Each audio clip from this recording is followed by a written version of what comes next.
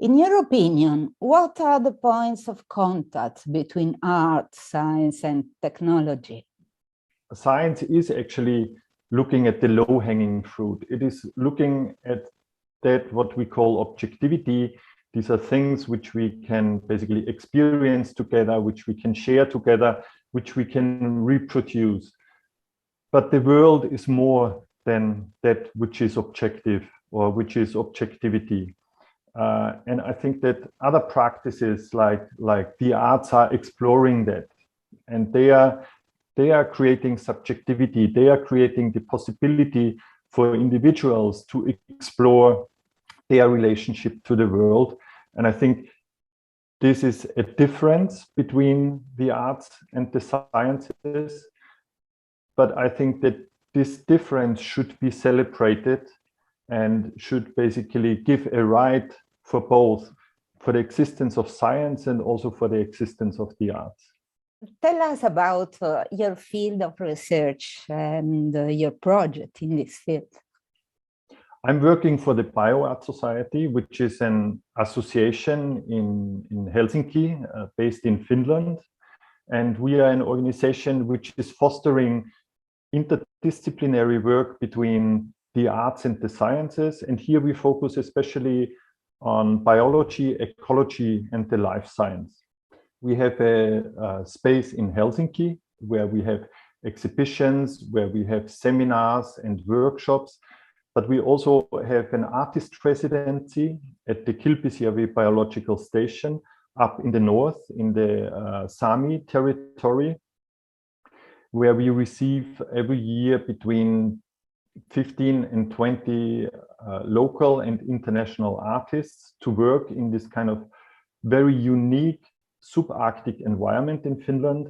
And then we have also a special program there that can be workshops, but one very specific and I think also very important program for us, which is happening there, is called Field Notes. And Field Notes are art and science field laboratories where we bring together a group of experts, up to 40 at the time, to work on specific questions which are posed by the environment there. And the environment there can be scientific, can be cultural, or the natural environment. What do you mean when you talk about hybrid methods, division, union between artificial and natural? Is a hybrid ecology possible? The name of our organization is BioArt Society. And originally BioArt meant an artistic practice where artists would work in the laboratory. And it was somehow a reaction to the developments in biotechnology, and also an interest of artists working with these new materials, with these new possibilities of manipulating life, but also into ethical questions which are posed when life becomes a material. And this is roughly what you can say how bioart was viewed or was defined, and maybe for some still is.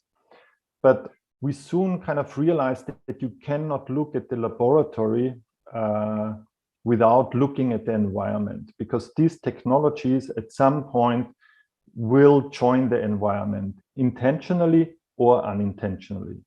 In the view of the everyday life, we are making a separation. We separate everything which is made by humans from something which we call nature.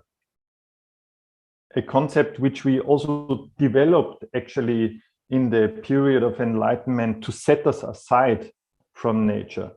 And I think that this separation needs to be explored and needs to be questioned.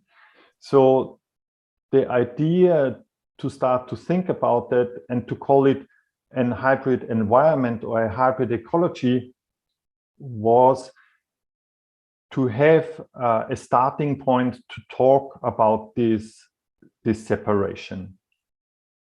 We use the term hybrid in this sense that we have two concepts which have been thought separately, but which we bring together to kind of reveal new qualities. And it is not, and we choose this term also like consciously as such, that it doesn't need to stay. It is a term which is to stand in for something which we still need to articulate. And so these hybrid ecologies, they can be filled with anything. They can be filled, of course, they are filled with us. They are filled with all these kind of biological actors which emerged together with us in the Earth environment. But at the same time, they are also filled with robots. They are filled with software. They are filled with infrastructure. All these things which interact with our environment and which actually also by that inflict on the environment. They can be biological or they can be machine in nature. And the point here is that I think such thinking is really crucial to find our way through this current crisis which we are facing.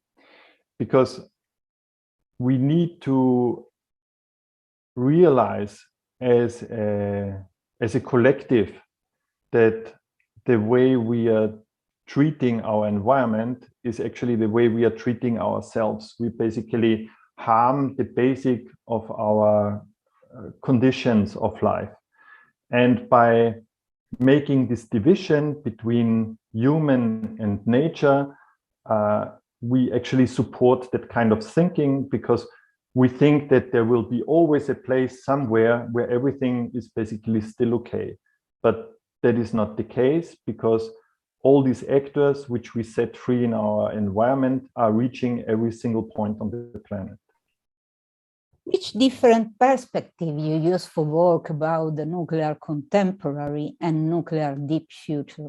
In my own work, I'm really interested to explore what I see as a dichotomy between the human time perception and the time in the systems of the Earth we are embedded in.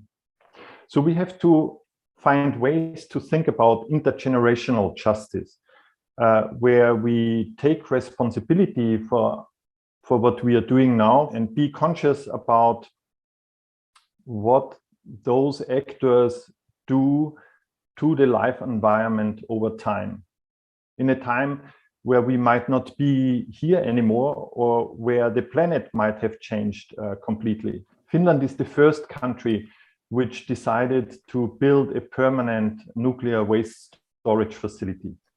And in fact, it will be ready quite soon to receive the first of the nuclear waste which was produced in the Finnish nuclear power plants.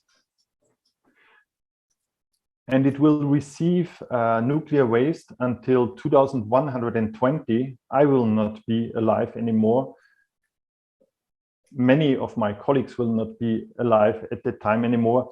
And this is only where basically then this facility will be sealed. It is 500 meters deep into ground, and it is said to be engineered to hold the waste back for the next 100,000 years. These are timelines which we have never confronted ourselves with. What is then? Maybe it takes, I don't know, several ice ages to kind of remove all the layers of the Earth which hide the waste, but at some point it might start to spill, and it might start to give its poison to the environment. So I think I would wish that there would be much more support for the arts to explore and to research in a non-utilitarian way. And I wish that same also for science, because I think that at the moment, both are kind of carried forward and contained on a wave of capitalism, which basically only values creativity through quantification in economic terms. And I think that this is very problematic, and I hope that there will be an insight that this shouldn't continue like that.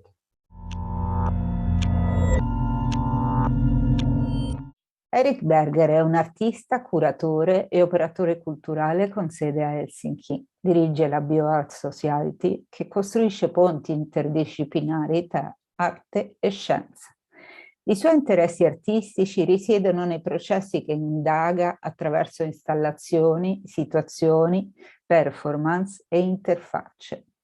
Il suo attuale interesse per le questioni del tempo profondo e dell'ecologia ibrida lo ha portato a lavorare con i processi geologici, i fenomeni radiogeni e le loro implicazioni sociopolitiche nel qui ed ora.